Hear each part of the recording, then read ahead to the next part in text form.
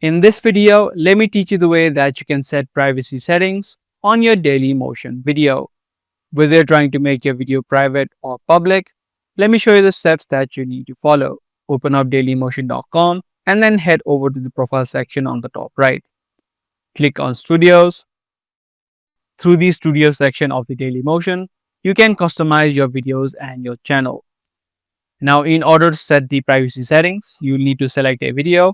Click on the three dots on the right hand side to the video that you want to change the privacy setting of.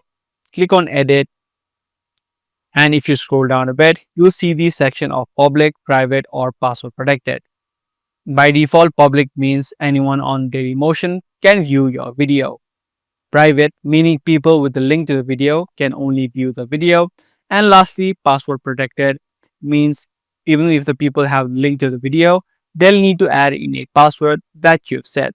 So if you want to set your video as password protected, you need to set a password for it, and people having the link to the video will also need to add in the same password. So once you've selected your changes, you can now click on Save on the top right.